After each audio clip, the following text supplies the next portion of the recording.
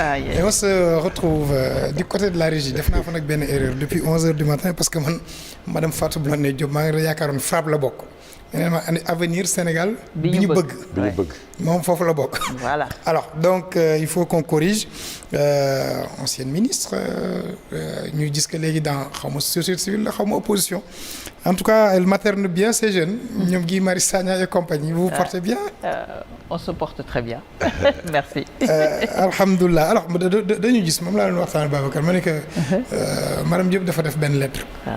nga xamuñu Macky Sall moo ko moom xamuñu ko moo ko moom. moo ko moom mais tuddee que le nouvel ordre national avant le nouvel ordre mondial. mu ngoog. nga loolu mooy Sénégal bi ñu bëgg. waaw nouvel ordre national mooy lan balaay président Macky Sall di dem sur l' international naan nañu changer l' ordre nañ indi beneen nouvel ordre mondial. fii dañ fi war a am nouvel ordre national ba pare. waaw may njëkk di nuyu. téléspectateurs yi nuyu sénégalais yi di leen ñaanal kooru jàmm. di masawu bépp sénégalais bu feebar wala bu am tiis surtout ci jamonoy jàngoro ji ñu nekk nga xam ne jaaxal na ñëpp ndax mi ngi law. waaw lettre boobu li ko tax di tax ñu toog ba xalaat ko man ma toog ba ne war naa ci am lu ma yokk ci sama liggéey ci mbir moomu ndax yàgg nañ di ñuy liggéey ci Sénégal bi ñu bëgg loolu moo tax ñu tudd Sénégal bi ñu bëgg parce que dañu gis journaux yi di wax ne président Macky Sall dafay woote benn nouvel ordre mondial boo xam ne daal àddina bu bees ya xam naa ci suñu doxalin ak suñu partenaires yi moo xam Afrique sowu jant moo xam naka la Afrique war a lëkkaloo pays africains yi moo xam naka la ñuy liggéeyee ak Europe moo xam naka la sax àddina bi war a doxee xam naa lim ci wut mooy na gën a baax pour dem fu baax nag da ngay pare mooy rek ñi bëgg xale yi yaru te bés bu ne ñu leen ñi gis ay mag yoo xam ne ñi ngi def naka sa dul noonu te tuddee seen bopp kilifa ci dëkk bi ba pare bëgg doom yi ak sët yi baax exemple li ngay woote nga di ko niroo ma daal de toog nag ne ko man de Sénégal bi ma gis du Sénégal bi ma bëgg Sénégal bi ma gis naa ci yu bari te duma sori sax damay yem rek ci mujjee xew ci fan yi rek ci yoo xam ne ku bëgg defaraat foofu ngay dooree bés boo jekkee ba pare di nga mën a waxtaan nag woote ñeneen ne leen nañ def nañu doxalee neneen wante yow mënoo toog fi nga toog andiloo benn soppi woo dara ci sa melokaan soppi woo dara ci sa doxal ba pare di xaar lu bees crise bi bu jeexee presque mën nañ wax ne ñun ñi ngi commencé di tarder pour mën a jël mën a am jumtukaay yi nga xam ne dinañ ci am avance dinañ ci mën a régler yenn problème yi ci foofu laa ko doon bëgg a waxee ne que ci côté gouvernance xëy na peut-être nañ ci dellu siwaat ak ci yeneen Sénégal war na xool toogaayam gannaaw nag dëkk bi benn kilifa rek moo fi am maanaam président de la République moom rek a fi des premier ministre amul ministre yi pratiquement léegi ay assistant lañ ay secrétaire lañ Assemblée nationale jébbal nañ ko lenge yi daanaka sax bu amul woon la loi d'habilitation sax moom mu sa joore lenge yi ñeneen ñaari moom conseil économique ak HCCT moom ku ko fa neex ku fa toog rek moom moo la tabb moo la fa teg kon xam nga lépp mu ngi ci loxoom kon bu soppi amee bu bëggee lu soppeeku moom mën na indi coppin yooyu ci dëkk bi. est-ce que yaakaaroon ni plan bi mu proposé de résilience économique et sociale peut-être si yoon boobu la jëm parce que mi ngi prévoir noo xam ne noonu la war a gérer gis nga ñu ngi insister pour que ñu gën a produire au Sénégal am na ay mots yoo xam ne mi ngi koy lancé pour ñu fàggandiku ici au niveau du Sénégal. dëgg la loolu mooy li may wax rek que mu bañ a li ma ko bindee ci sama bataaxal bi tomber dans le cimetière des slogans maanaam. bu y en a dee eu loolu bëgg na. y en a eu waaw bu dee loolu dañ ko bëgg. nañu régler li Cissé Lo wax ci fan yële yàggul noonu ci intrant yi bu ñu bëggee mbay mi dox. xam nga loolu rek buñ nee mbay ñi ngi naan jiw yi ñi ngi naan opérateur économique ñi ngi naan ki koy jënd ak ki koy defar loolu yëpp soriwul de Covid bi dafa jàpp suñu bopp ba mu mel ne yàgg na mais mois de décembre rek la woon wax ji loolu dégguma ko benn yoon mooy indi ci ay jéego kon buñ nee day indi lu bees ci mbay mi nañu tegal plan bu leer nañ daal di xoolaat secteur bi bés bu ne am na ay émission yoo xam ne baykat yi ñu ngi ciy dem di jooy seeni métit di joxe ay jéego yoo xam ne nee nañ lii buñ ko defee dana dox bés bu ñu gisee nag ñu jublu ci loolu di ko defee noonu su boobaa danañ ko mën a gëm maa ngi déglu rek tey ci suba kii président chambre de commerce bu Kaolack ci beneen rajo Serigne Mboup mi ngi ciy waxtaan yu sore yoo xam ne pour moom jaaxal na ko naka la ñuy yokkee autosuffisance ci ceeb ak ci leneen baykat yi di gën a ndóol kon tamit li ñuy wax nañ ko dund nañ ko gis ñi ciy liggéey dañ ko gis su boobaa ñun bañuñu de ñun Sénégal bu parce que ñi ngi perte temps li ñu bëgg rek mooy Sénégal baax. xam nga bu ñu yamee un peu ci ceeb bi pour bañ a sax généraliser agriculture bi président Macky Sall am na lu mu fi proposé woon ba waxoon autosuffisance. en 2017 am na certainement loo xam ni moo bloqué ba amul foofu ba ñu ngi si importé ba léegi lu bëri. gis nga ceeb bi sax bi ñu koy séddale dañoo dem jënd ceeb gi. mais yéen est-ce que am na proposition yoo xam ne spécifique. war ngeen ko mën a def pour que ceeb moom Sénégal ñu réglé ko définitivement. waaw fi ñuy njëkkee mooy xam nga am na lu ñuy produire lu ñuy bay ba am ko am na nuñ koy maanaam valeur ajoutée nuñ koy defaraat ba nit ñi bëgg ko am na nuñ koy yóbboo transport bi am na nuñ koy jaayee loolu yëpp circuit bi valeur ajoutée chaîne de valeur bi foofu yëpp boo ci defee su boobaa ak tamit marketing bi ak tamit bloqué importation yi ba sama compagnie gi nga xam ne moom ceeb parfumé la ñu bëgg ñu miinal leen ceebu Sénégal ndax tamit loolu tam ci la. pourtant defoon nañ fi nag promotion bu am solo. waaw ceebu mbay bi. def nañ ci promotion wante wax dëgg yàlla est-ce que xalaatuñu woon ne que bu ñu jege woon autosuffisance parce que ñi ngi 2020 de. 2017 mi ngi ñetti at ci gannaaw ñi ngi 2020 bu ñu jege woon autosuffisance. dinañ am coowum ceeb bi gëm am fii sànq rek daaw rek ñu ngi importé 1,5 million tonnes. mu ngoog en tout cas en 2019. mu ngoog mooy li may wax cimetière des slogans.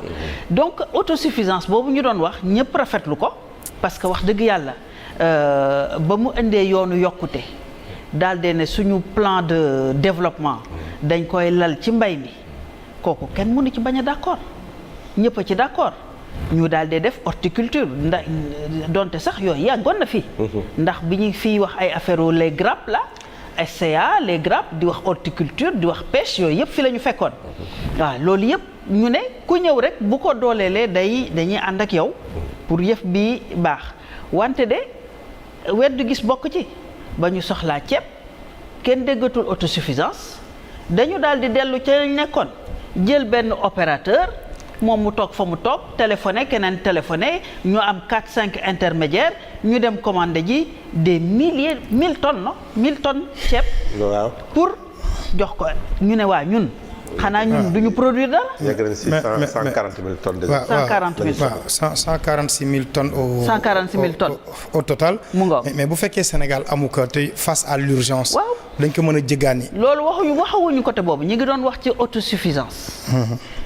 ñi ngi doon wax ci autosuffisance ñu ne tey jii soxla nañu ceeb. ñun ñi ngi bay ceeb ñu bëggoon xam rek ci loolu plan boobu muy lal mu leer naññ ne ñun de am nañ lii li ci des ñu ngi koy wuti ñu mottali. est-ce que problème bi président Macky Sall bu fekkente ne la vision elle a bien décliné nga am Sodagri dans la vallée de l'Anambé am la SAED du côté du nord si delta bi ba pare nga am ay ANIDA am lu mel na le Prodac ak yooyu. plus les autres programmes. te mënuñu egg ci li nga xam ni que ni moom la ñu soxla. finalement problème bi si kan la. waaw mais xam nga yow boo xeexee jël des dizaines peut-être centaines de milliards pour nekk dara soo ñëwee da nga koy nekk bi ngay ñëw da nga teg plan ñun du ñu dem seeti Sonagri ne ko ana ceeb bi ñun Macky Sall lañ naan ana ceeb bi wala du ñu dem ci SAED ne ko ana ceeb bi moom la ñuy wax parce que moom société yi ministres yi moyens yi ak supervision yi moom moo yore décret plus de nee nañ dans des domaines d'action yi près de 8000 décrets yoo xam ne lépp lu fa xew moom moo ko signé pour teg fa la fa war a am kon yaay responsable tu n'es peut-être pas coupable mais tu es responsable donc yow liñ la laaj mooy nga wut ñu ko mën nga wut ñu ko def. dafay laaj parfois si la nga dem yore nga bay mais bu fekkee ne soxla na machine.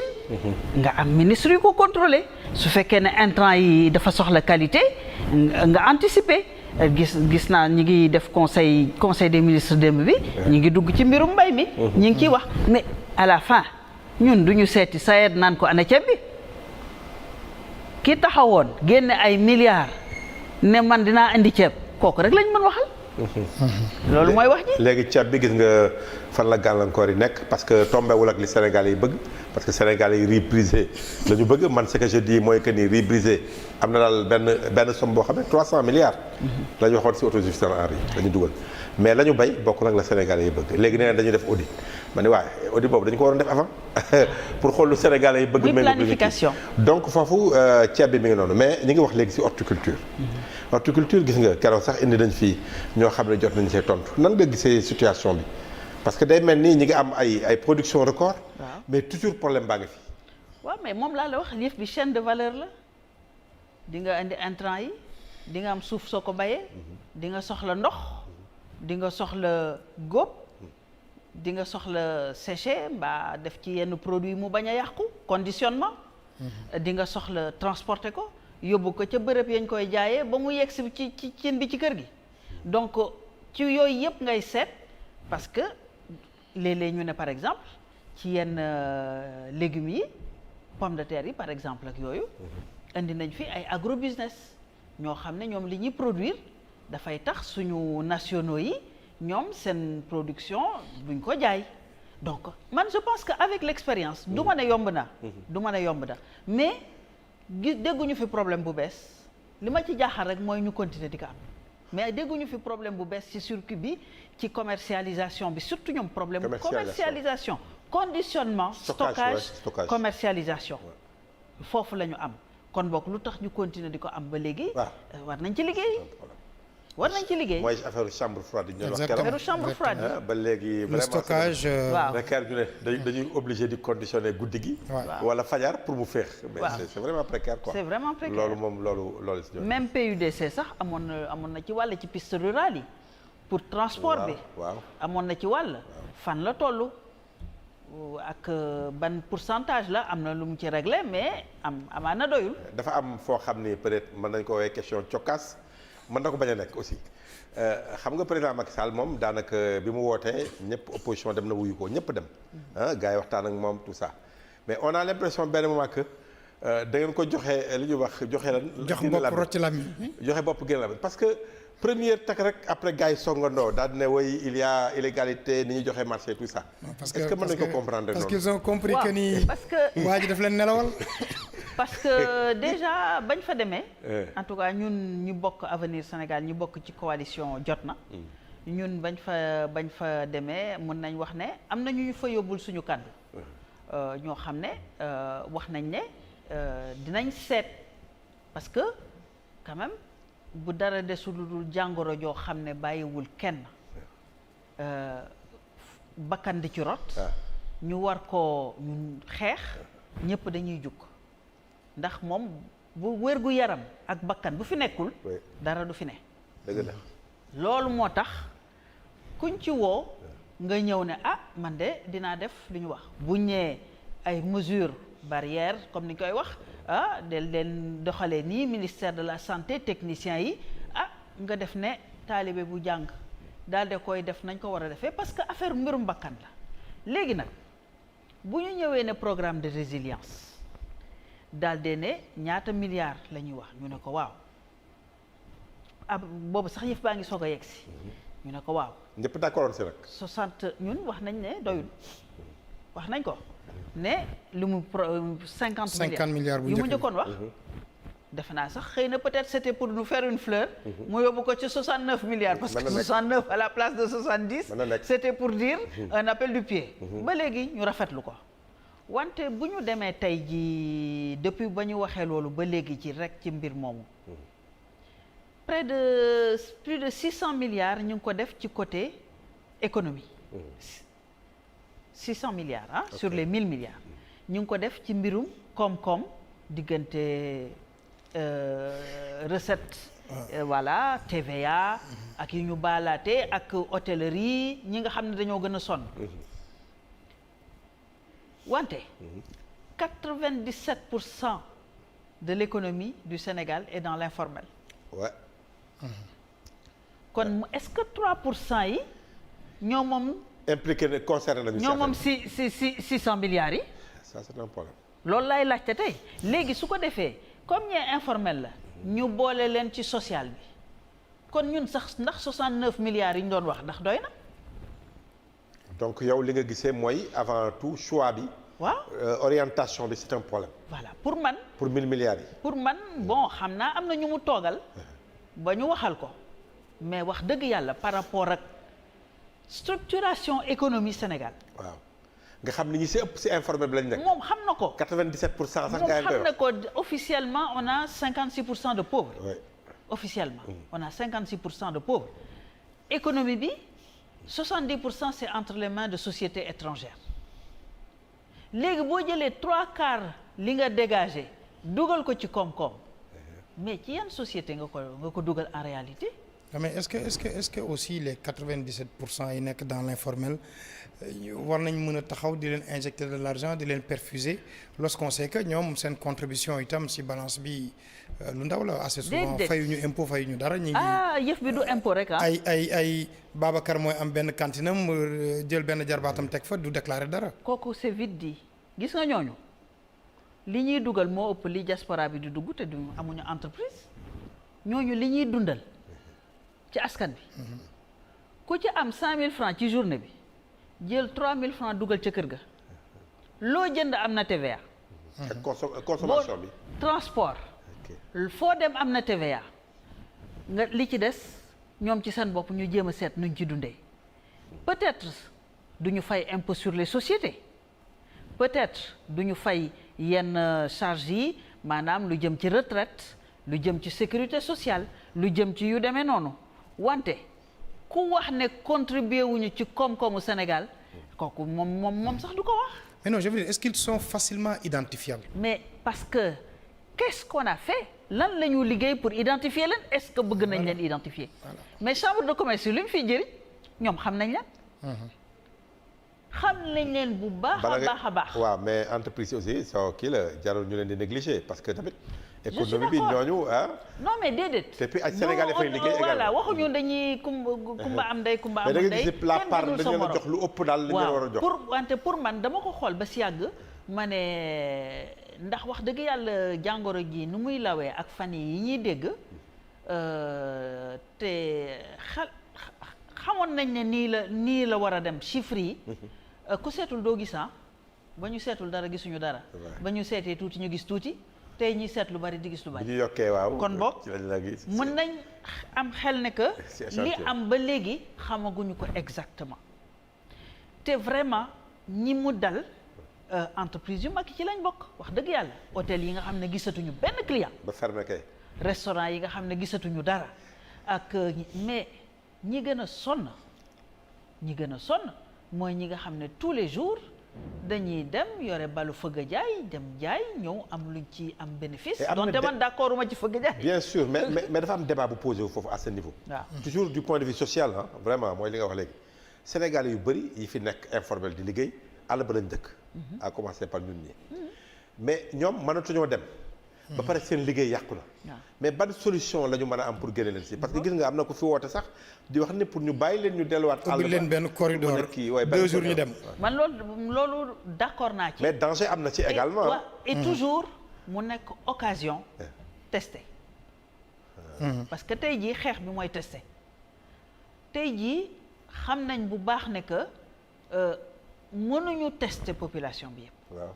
mais am na politique de test boo xam ne docteurs yi spécialistes yi ak ñi tàmm mbirum pandémie ci àddina bi ñi ngi ciy waxtaan naan fan la ñuy mën a jaar pour que chaque fois bu ñu xelmatee ne fii moom nit ñi pourquoi par exemple marché yi duñ fa def ay test nit ñaa ngi fay dem ba léegi. bala ñu koy test massif bi ñuy wax yow da nga bëgg def ko. parce que mbir mi.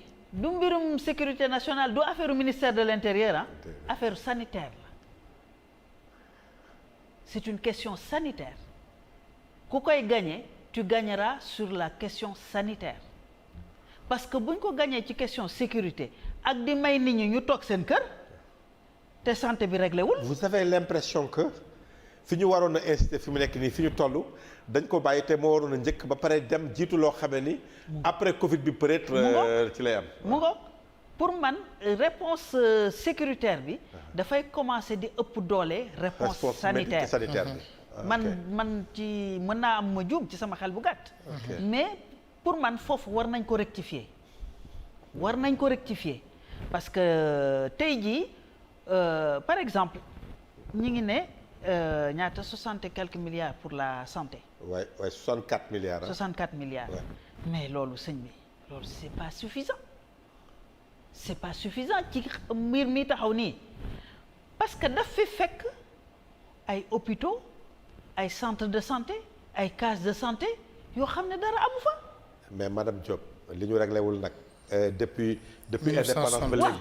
est-ce que yaakaar nga ni mën nañ ko régler rek. en un temps de cours maintenant mais boo taxawee. wala boog yow boo taxawee. en un mois nga ne am nga 1000 milliards. waaw. mais il faut être ambitieux. man fii su ma fi jógee. chaque département na am hôpital d'un certain niveau. 45 départements. comment ça va dañoo construire des hôpitaux quand même. équipement. yuy dox de. parce que mën nga ko construire ni niveau 2 la ak docteur yu fay faj. de par l'équipement du egg niveau 2. voilà équipement ak docteur yu fa nekk di faj mais bu ma déggee ne que dañu jël ay médecins xawma médecin lañ en tout cas ay agents sanitaires di leen defal CDD. waaw. mais ma ne te dëkk bi yëpp ñuy jooy naan fii amul docteur. fii amul docteur xanaa doo leen déglu wax sa xalaat. mais da nga gis loolu dañu la war a defal ci CDI. en tout cas. mais l'essentiel c'est que ñu mais dañ ne li ñu am ci docteur par nombre de personnes OMS nee na doyul. waaw ñun moom on est lu tax ñuy am ay docteurs yu amul liggéey. waaw bëri na fi de enseignant ak docteur yu amul poste. waaw lu tax ñuy am ay docteurs yoo xam ne amuñu liggéey ñu leen di defal ay CDD ay compal daal. ay situation bi te ñoom ñoo nekk ci kanam. on les maintient en survie mais dama gis si. lettre bi mu def puisque dafay wax Sénégal bi ñu bëgg. waaw muy wax ni type de Sénégal bi ñu bëgg ñoom amaguñ ko. te pour dafa mel na que ni pour yéen pour ngeen egg ci type de Sénégalais boobu dina metti trop. vu que ni d'en haut. exemple ba jógewu fa. nga ni y a des ministres yoo xam ne ba ñuy entrer en fonction. waaw dañu meloon na benn. waaw mais quelques mois après ils deviennent des milliardaires. benn kañ moo leen tane woon fu. nga ni yow mënoo comprendre loolu. waaw dama ne avec ce type de système. véritablement Sénégalais bi ñu bëgg duñ ko gaaw a am. dañuy gis yu bari yoo xam ne ñun ñëpp dañ koy jooy. yàgg du tey nag wax dëgg yàlla du tey wante nag wax dëgg yàlla 2012 xaaruñu woon président buy jël famille am di leen jox autant de responsabilité parce que tey jii. ki ñu jox mbir mi pour mu régler lii. ceeb bi. daf ñu dellu 2012. daf ñu delloo 2012. est-ce que du tombé moo waral ay gaaf. ah tout cas de mën nañ wax ne que ca booba ca 2012 2011 2012 coow li rëyoon na rëy boo xam ne fàtte fi waru fi xaj. mais la question de la famille. la question de la famille mais ban solution la ñu war a am da nga gis ni ku bokk ak président de la république rek waratoo nekk aux affaires yow sa xalaat loolu la. gis nga ci dëkk yi nga xam ne royukaay lañ. pourtant on l'avait accepté pour Abdou Diouf avec Maguette Diouf avec Maguette Diouf Senghor ki mais. wante tey j'ai l'impression que c'est avec Ablaye Wade mais est-ce que la parenthèse Ablaye Wade war na mën a tax léegi ñu ne définitivement waratul am. c'est-à-dire gis nga par exemple. ma def benn parenthèse bu ndaw. bi ñuy toppatoo mbirum pétrole beeg gaz bi. Angleterre ak États-Unis ci seen critère de corruption di tax ñuy refuser seen marché régulateur di refuser benn contrat ak dëkk. bu ci famille président bokkee. tey foofu lañ toll taw Maguette Diouf te tollu wuñu woon foofu. boobu code pétrolier bi ñu amoon waaw tey dañu toll dañ fi toll. 98 waaw. voilà. je crois que c'était le cas de Karim Wade. mais déjà moo indi jaxasoo bi quoi léegi. mais ba léegi c'est-à-dire boobu dafa wone faral waxuma la rek. ministre boobu dafa xawoon ëpp tuuti quoi. ba pare déjà wax dëgg yàlla waruñu ko def daal jël sa doom jël décret def ko ministre waruñu ko def moi je suis contre c'est tout même bu ko constitution bañul éthique. parce que gis nañ ne que bi ñu demee ba yëf bi sori ba ak sénégalais ak yenn jikko yi trahison bi ak yooyu ki nga wóolu ci sa équipe xam nga loolu la dafay mel ne médecin bi dañ ko naan doo faj sa waa kër pourtant ñëpp la war a faj mais ñu ne ko doo faj sa waa kër dafa am lu tax dafa am lien boo xam ne par éthique ça. voilà ci loo xam ne ñëpp a ko bokk boo ko ci dugalee rek daf lay indil porox ndoll la boo xam ne day mel ne brèche u Saint-Louis ba rek ñu bëggoon 250 mètres tey ñu yegg ci 5 kilomètres te kenn mënatu ko tëj. mais parce que Covid bi tamit comme dafa teew te Mansour Faye par exemple parce qu'on parle de lui ministre la woon avant que Covid bi di ñëw peut-être que nit ñi dénoncé wu ñoon lu bëri en tout cas dégguma ko souvent ba loolu ñëw après mu tombeek ministère am prérogative am ñu jox ko. est-ce que mën nañoo am rek njort bu rafet en attendant que affaire yi dem. bon. je veux dire est-ce que. jar na gis nga loolu yëpp c'est pas le fond du sujet. ah oui voilà. bon ça c'est la forme. voilà ak peut-être lu ñor. ak tamit Sénégal booy wax yenn yi kenn du la dégg. gis nga yu bari da nga koy wax da ngay sax soof nit ñi. dañ naan mais bàyyil waaw jël na parrainage fiché nit ñi empêché na nit ñi ñu voter mais gagné na bàyyi ko mu dem. c'est un problème. xam nga boo def na lii waaw d'accord yéen nag fi ñu leen fekk rek yéen a ngi kaas yéen vous n'êtes jamais content nangu leen ko gëm leen yàlla bu leen iñaan bu leen soxar dans ce genre de périmètre lañ lay bëgg a yóbbu est-ce que gëm nañ ko est-ce que gëmuñu ko mais c'est ça la question. donc le problème ce sont les le Sénégalais principe peut-être. est là c'est-à-dire que boo bëggee nouveau type de Sénégalais boo xam ne dafa war a mel nu mu war a mel mais yow foog ngay doxale loo xam ne yow ci sa bopp tu es irréprochable man dama toogoon ci beneen émission di déglu benn nit depuis boobu ba léegi dama koy gëstu bu baax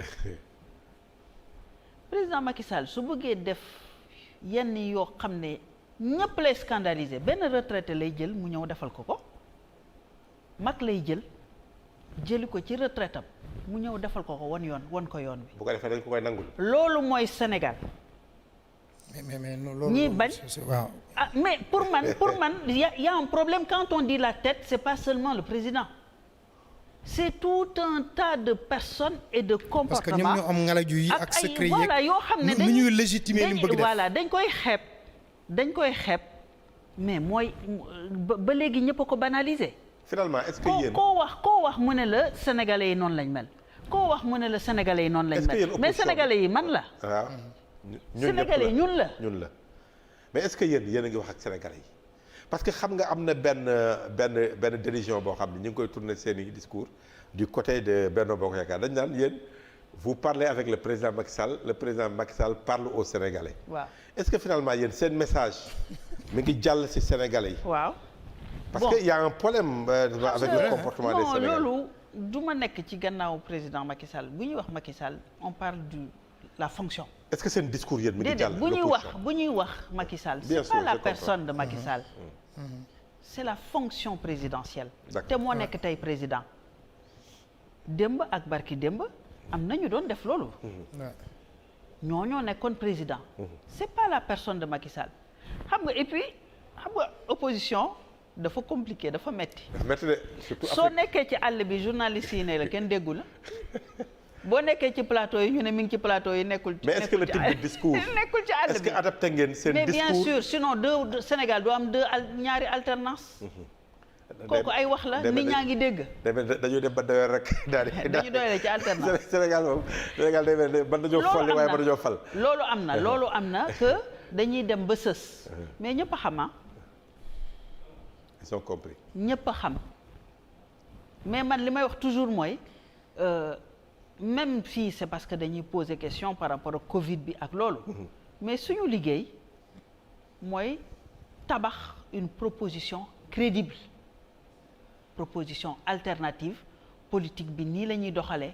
mbay mi ñu njëkkee woon santé biñ ci topp ak yeneen ak yeneen lan la ñu bëgg pour que Sénégal dox loolu la ñuy wax ak dëkk bi. xam nga man bu ma demee Mbour di wax ak waa Mbour. mais du may wax jamais ak ñoom wax Macky Sall si sun xanaa rek pour ree nii rek. mais ñoom seen yoon nekkul ci Macky Sall. xanaa rek peut-être de temps en temps kii rek seen yoon mooy lan la ñuy añee lan la ñuy reeree ni ñuy liggéeyee ni ñuy fajoo seen i doom seen i xawma lan il se trouve que moo nekk président et cetera mais amuñu ci sax ne foofu lay jógee. logique pour logique. sa gaañ ñi dem saisir OFNAC ci affaire distribution ceeb bi. est-ce que sénégalais bi toog Mbadakhoune. wala mu toog Payar wala mu toog Ourossogui wala mu nekk yang-yang est-ce que moom problème am mooy tey ceeb bi kan moo ko séddale ñaata la ko jënd 275 Diop si la ñu jox transport bi. ak est-ce que problème am moom du ni tey soxla na ceeb bu mu dundee soxla lu mu dundee te pas Macky Sall état du Sénégal jox na ko loolu. mën na am wante li gën a wóor ne mooy am mooy bu yegsiwul ba ci moom ndax ñooñu nga tudd ñëpp dina ko dégg te bu ñu moytuwul lay yegsi ci moom lu néew la ensuite ku ci nekk ak sa rôle man xam naa ko bu baax li ñuy liggéey ci aar lu nu bokk bokkul ak li ñuy liggéey ci avenir ak jot na bokkul ak li ngay liggéey feneen c'est-à-dire même bu dee même personne bi tu vois que boo nekkee ci jot na ànd ak nekk avenir da ngay tabax des solutions pour l'éducation. D'accord. da ngay bind doo wax rek nag par exemple ma jël ko nii rek xaalis bi ñuy def ci koom-koom bi du noonu da ngay dem ba xool bu baax nu mu demee déglu acteurs yi nga xam ne ci ñoom la jëm tey ji CIS publier nañ seen contre-proposition defe naa 9 contre-propositions commenter proposition yi nekk ci plan de résilience bi jëm ci ñoom xam nga loolu lañ fay liggéey décortiquer pour am des solutions macro boo nekkee ci côté aar lu nu bokk loolu yaa ngi càmbar ndax lii jaar na ci yoon waaw nekk rôle moo tax ñu leen di gis jege fa forum civil ñu jege fa forum civil moom mi ngi wax ne affaire santé bi nu mu demee dëwlin gi nu mu demee ak leneen nu mu demee leneen ak leneen loolu ñu taxaw fa loolu nag bu jaarul ci yoon mais c'est pas important que ki nekk ba war a soogi di ko yëg mais suñu liggéey la man d'accord naa ñu war a saisir corps yi nga xam ne ñoom ñoo ko war a càmbar du tere boo yegg si waatee ba ci askan bi buñ la séenee ci télévision bi nee la dégg naa la ngay wax OFNAC rek nga leeral leen ko mais en règle générale doo mës a wax lu jëm ci loolu.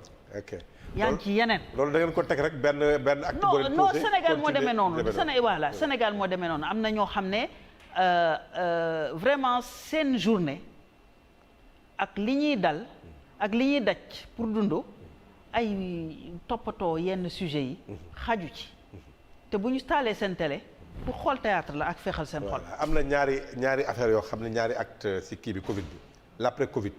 commencé nga see ñëw sax daan ne yenn comportement tout ça am na certainement ay manquements wala taar yoo xam ni yow bi Covid bi ñëwee rek vraiment marqué na sa attention te bëggoon nga mu changer.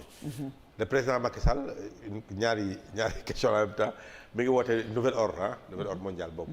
yow noo ko gisee par rapport relation Afrique ak le reste du monde avec la France et tout ça. gis naa sax lu gën a jege xam nga man sama domaine télécommunication la. man tout de suite dama saisir opérateurs yi parce que dañu am ay incubateurs. ay start-up ay sociétés yu ndaw yu liggéey ci mbirum informatique. ne leen gaaw leen ci application yi bind ci ne leen voilà lii am na Corée lii am na Chine lii am na xam naa yéen sax yéen a ma ko gën a comprendre préparer leen ay solutions. pour ñëw jébbal ko ministère de la santé mu nekk apport numérique ba pare Sénégal gaawantu ci dem. mu fay ba ñu liggéeyee ba pare.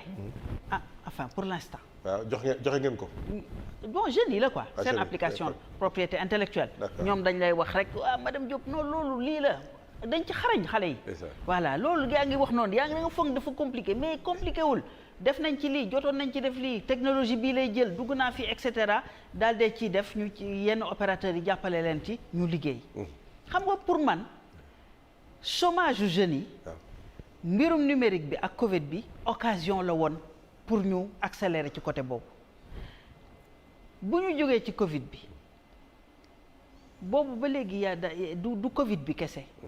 àddina bi am na fi ay jaxasoo yoo xam ne pour man ci côté boobu ngay wax relation géopolitique yi. ay fenêtre la pour ñu pousse suñu ay pion damm yenn banqaas yi. est-ce que am nga idée boobu par rapport ak la manière dont les choses se déroulent là. man mënuma comprendre ñuy jëli Macron bañuma français samay doom ak fa laa jàngee comme ni ma ko waxee yépp du kii mais mu naan daf ñuy défendre ñun suñu dette Afrique. waaw. mënuma comprendre ne que président Macky Sall gëm na loolu. wala boog dafa dul liir yi ñuy liir boog parce que man duma spécialiste économie. la moo tax gisoon ni Macron war nañoo jàppale président Macky Sall si appel boobu. du invité ngeen fii soxna suñuy wax Yacine Fall. waaw. du dégg ngeen bu baax lu mu leen wax ci gannaaw det bi. waaw. rocc fii dugal fee ala kulli haalin dañ koy fay dañ koy pousse rek mais dañ koy fay donc loolu xam nañ ko vivre nañ ko ci gannaaw dina ñëwaat. Deuxièmement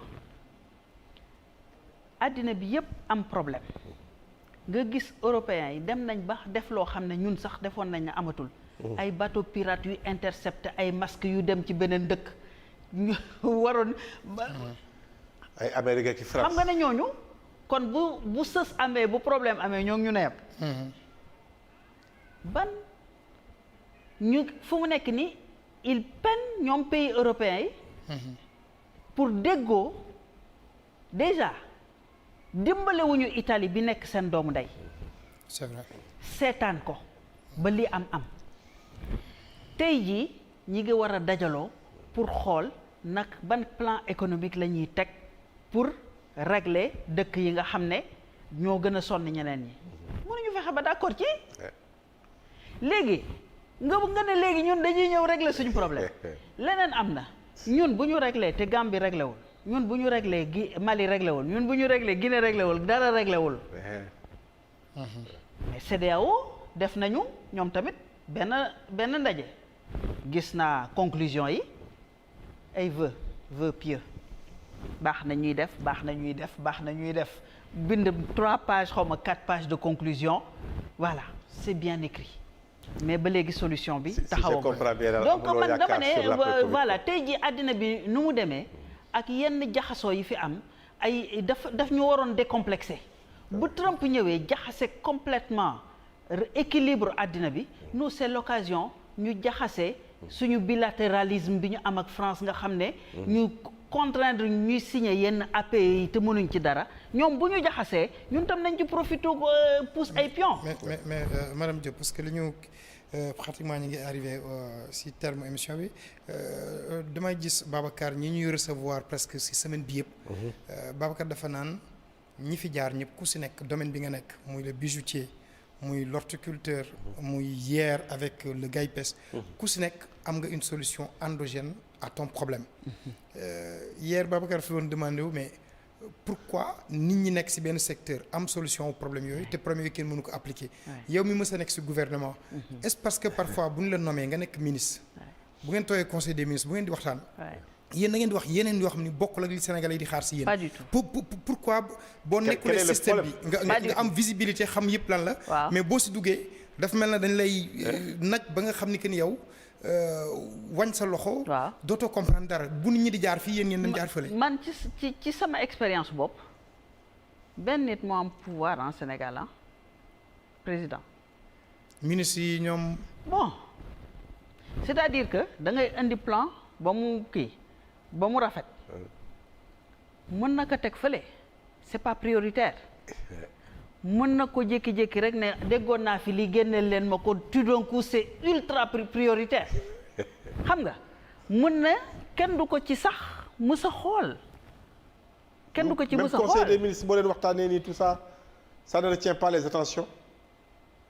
C'est-à-dire que étant donné que dañu nekk ci pays boo xam ne tout est urgent tout est prioritaire souvent question wu mbay mi. question wu sanitaire yi. question wu jàng bi et encore ni ñuy aborder jàng dafay jël un peu dafay xëcc toute la vitalité par rapport ak yeneen ministères yi ci question moyens yi ci question enjeu de société yi. mais ça on peut le comprendre parce que quand même yooyu c'est essentiel. beneen bi ci topp mooy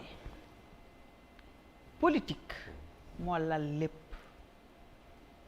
buñ ne élection ngi ñëw liggéey amatul wala boog lépp looy def day nekk loo xam ne day indil dara élection. c'est pour gagner élection. voilà mën nga dem inaugurer aéroport bu parewul. gis nañ ko fi mën nga inaugurer TER boo xam ne kenn tuddatu ko sax xam nga donc dañuy ñëw boobu ku ci nekk ak sa wàll ku ci nekk ak sa wàll donc politique.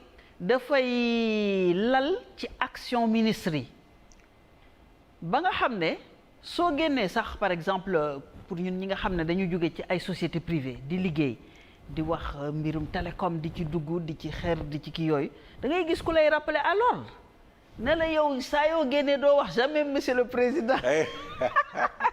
ah waaw donc ñu ngi doog a kan moo lay rappeler alors c'est pas le président. non sa benn naataango ministre bu la bëgg. sa benn bokk boo xam ne ragal na ne léegi nga. son excellence monsieur le président la vision son voilà. léegi kay mi ngi mel ni mbër yi nga xam ni. bala ñuy wax nuyu ñaanal seen yaay léegi ministre tamit bala ñuy wax ñaanal président la comparaison est là. voilà donc question yooyu ça a l'air très anecdotique. Mais c'est un milieu confiné entre bon d'aucuns disent même que conseil des ministres je ne sais pas il y a des caméras pour surveiller les ministres et décortiquer leur attitude après d'aucuns le disent. Ça a été une belle expérience d'avoir siégé au conseil des ministres. Oui. En venant du privé. Ça vous a permis de comprendre pourquoi tey suñu pays mënuñu jëm. Clairement. mënuñu avancer. Clairement c'est-à-dire que dafa sori askan bi quoi ni ñuy doxalee foofu. pour mu yegsi pourtant man par exemple sama domaine c'était quand même assez simple. C'était assez simple moo tax bu ma leen gisee ñuy def visioconférence di ko wone. mais attends am na ñoo xam ne nee nañ loolu waroon nañ ko dépasser.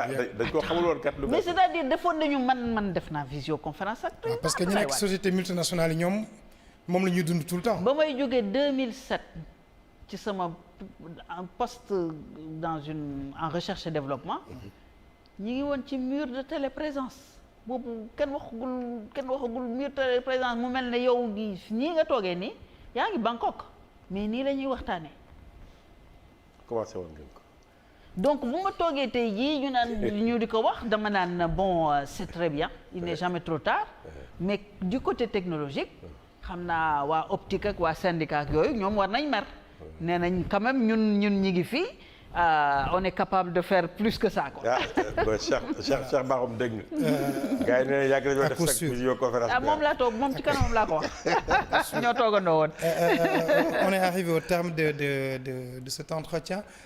Moi j'ai vraiment envie de vous poser une question quoi. C'est que nekkoon ministre de la République ñu lay gis parmi les jeunes cette jeunesse vaillante là combative combattante les gens se demandent parfois mais est-ce que toutes les économies yi mu dajale woon du ko dugal foofu lan lay def foofu moom nekk na ministre am na honneur yi ba pare du dem toog këram rek nekk ci affaire am lekk tuuti wecc tamit toog jàpp ñam mais parce que en étant ministre j'étais pas venu chercher les honneurs j'étais pas venu chercher l'argent c'est simple sama salaire c'était divisé par 3 en tout cas li ma yelloo c'était divisé par 3 bi may ñëw nekk ministre ñibbi si Sénégal moo ma ko jaraloon c'était pas donc du affaire xaalis ensuite sama compréhension ci fonction yooyu mais coono rek la moo tax su ma gisee ñi xëccoo yenn yi bay def dama ne peut-être xamuñu lu nekk ci biir wala boog fas yéene wuñ ko liggéey bés bu ñu yegsee. bëggoo nekkaat ministre.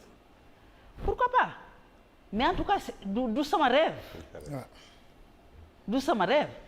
ce d'autant plus que yaa ngi dépendre ci benn décret mu neex la ñu teg la mu neex la ñu ne. mais gàtt wërsëg foofu mën na yem foofu d'un certain point de vue. C'est clair. Avoir une grande entreprise bu yore 1000 employés ñuy dundal ku ci nekk 10 personnes mais attends jël benn mairie jël Rufisque poto dootu fa am géej gi taxaw kër yi taxawaat marché bi taxawaat ñu dundalaat Rufisque mais c'est quand même mieux que d'être ministre. Oui, je crois aussi. Voilà. Ouais. Et puis c'est encore mieux d'être donc maire. tour bi rëy na. D'être maire ministre aussi. tour bi rëy na bari na teranga kenn tuutalu ko. mais ce n'est pas du tout une fin en soi. Merci beaucoup. Ce n'est pas une fin en soi. Merci beaucoup madame Ndiaye, madame Diop, Fatou Blondin, good. Merci beaucoup. En tout cas, Babacar, je crois qu'on a beaucoup appris. Mais bien sûr. C'était assez convivial, instructif.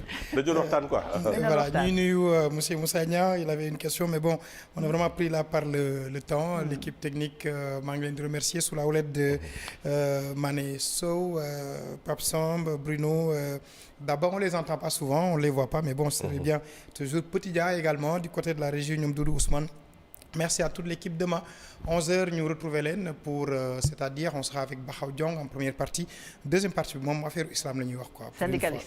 Voilà Bakhaw Diong CNTS FC. pour parler des solutions parce que ñoom pour ñoom le président Macky Sall est passé à côté de la plaque. Bon on verra. Demain à 11h et puis lii dimanche à 15h Babacar vous retrouve moom tamit avec ces dames ces grandes dames. xam nga xaw naa si commencé ak moom sax. voilà maanaam méthode Macky la méthode Macky. exactement pour gérer cette pandémie. loolu la ñuy posé dimanche à 15h. avec comme invité madame Fatou Diagne directrice de l'équité sociale. également disons Amsatou Sow Sidibé professeur ak toujours Fatou Sarr Amsatou Fatou Sarr ak yeneen team ay jigéen la ñuy doon. ça va être exceptionnel mais c'est ça. Babacar entouré de ces grandes dames. Donc, voilà avec plaisir. Ce sera dimanche à partir de 15h sur cette même antenne. Mesdames et messieurs, prenez soin de vous, portez-vous bien, veillez sur les enfants, sur la famille, restez chez vous, confinez-vous, les gestes barrières, il faut les respecter. Tey enregistré nañu suñu 7e mort, ça veut dire que ça commence à faire très très mal. Merci encore une fois de votre fidélité, prenez soin de vous. Bon.